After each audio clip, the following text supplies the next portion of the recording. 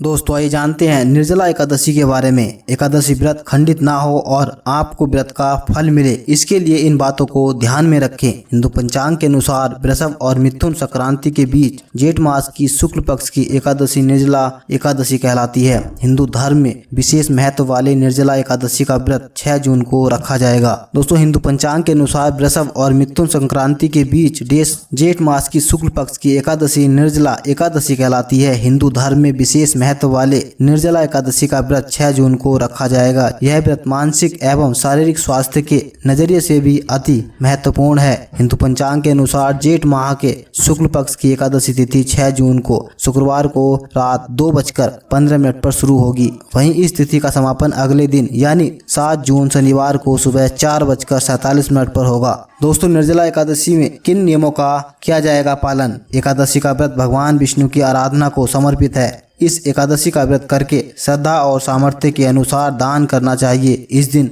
विधि पूर्वक जल कलश का दान करने वालों को पूरे साल की एकादशियों का फल मिलता है। जो इस पवित्र एकादशी व्रत को करता है वह समस्त पापों से मुक्त हो जाता है। विशेष एकादशी के पूजन का है विशिष्ट नियम। इस विशेष एकादशी के पूजन का विशिष्ट नियम भी है जिसका अनुपालन बहुत जरूरी होता है। जैसा कि नाम इसके नाम से पता चल रहा है, इसमें निर्जला व्रत रखने का विधान है। यह व्रत सबसे कठिन एकादशी में से एक माना जाता है, इसीलिए इसके नियमों का पालन करना बहुत महत्वपूर्ण है ताकि व्रत खंडित ना हो और व्रती को इसका पूरा फल प्राप्त हो सके। दोस्तों इस दिन अन्न का त्याग करना बहुत जरूरी है। इस दिन किसी भी प्रकार का अनाज पूरी तरह से वर्जित है। इसमें फलाहार भी मान्य नहीं है। व्रत के दौरान मन को शांत और शुद्ध रखना चाहिए।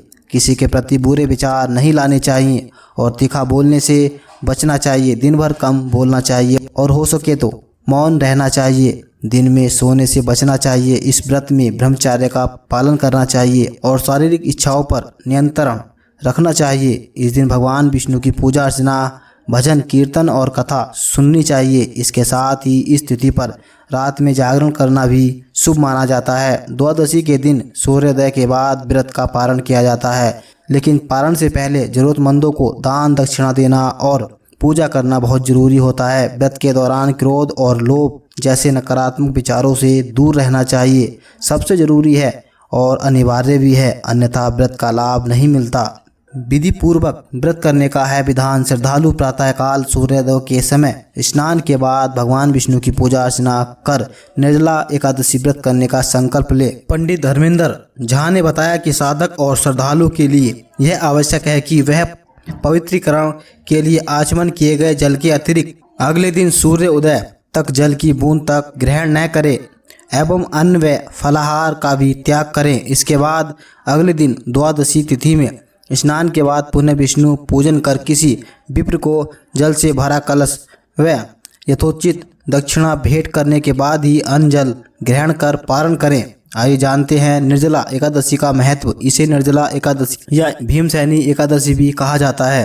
शास्त्रानुसार ऐसी मान्यता है कि केवल निर्जला एकादशी व्रत करने मात्र से वर्ष भर की सभी 24 एकादशियों के व्रतों का पुण्य फल प्राप्त होता है। अतः जो साधक वर्ष की समस्त एकादशियों का व्रत कर पाने असमर्थ हो, उन्हें निर्जला एकादशी अवश्य करना चाहिए। निर्जला यानी यह व्रत बिना जल ग्रहण किए और उपवास रखकर किया जाता है, इसीलिए यह व्रत कठिन तप और साधना के समान महत्व रखता है। दोस्तों आइए जानते हैं निर्जला एकादशी व्रत कथा।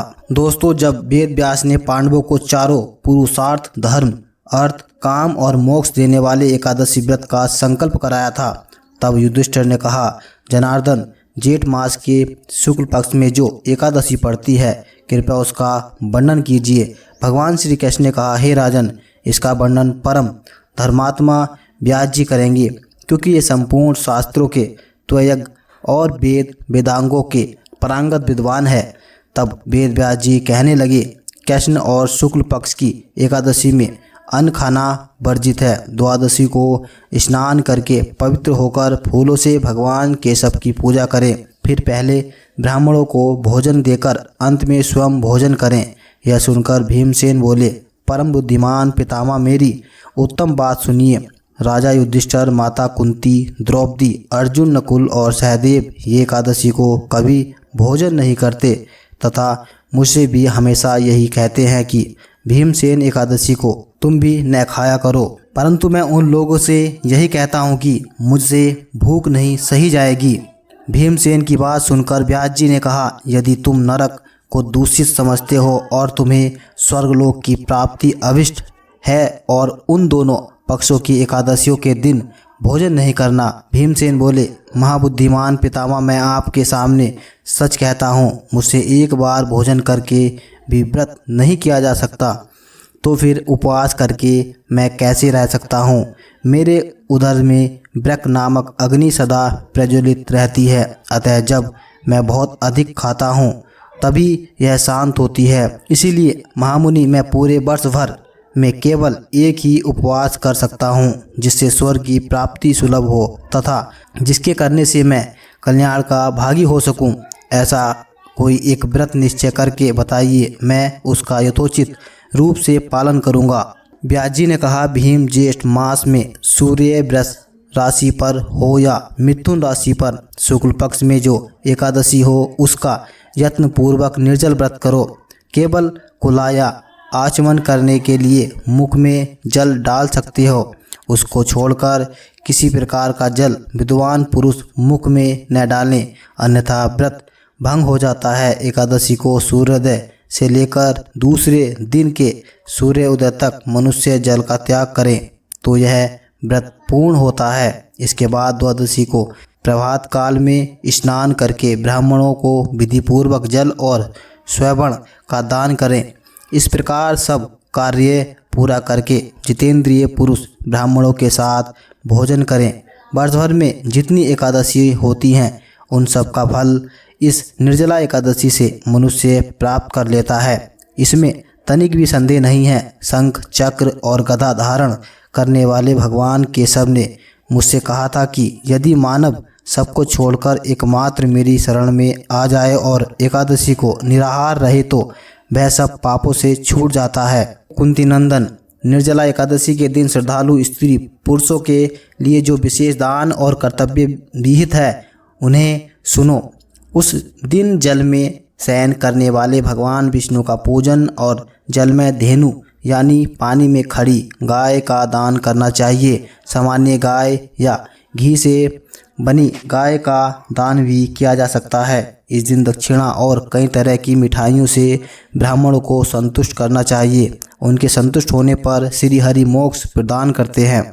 जिन्होंने श्री हरि की पूजा और रात्रि में जागरण करते हुए इस निर्जला एकादशी का व्रत किया है, उन्होंने अपने साथ ही बीती हुई 100 पीढ़ियों को और आने वाली 100 पीढ़ियों को भगवान वासुदेव के परम धाम में पहुंचा दिया है। निर्जला एकादशी के दिन अन्न, वस्त्र, गो, जल, शैया, सुंदर आसन, कमंडलू तथा छाता दान करने चाहिए। जो जेठ तथा सुपात्र ब्राह्मण को जूता दान करता है वह सोने के विमान पर बैठकर स्वर्गलोक में प्रतिष्ठित होता है। जो इस एकादशी की महिमा को भक्ति पूर्वक सुनता अथवा उसका वर्णन करता है वह स्वर्गलोक में जाता है। चतुर्दशी युक्त अमावस्या को सूर्य ग्रहण के समय श्राद्ध करके मनुष्य जिस फल को प्राप्त करता है वही फल इस कथा को सुनने से भी मिलता है। दोस्तों, व्यास जी ने कहा, जेठ मास में शुक्ल पक्ष की जो शुभ एकादशी होती है उसका निर्जल व्रत करना चाहिए।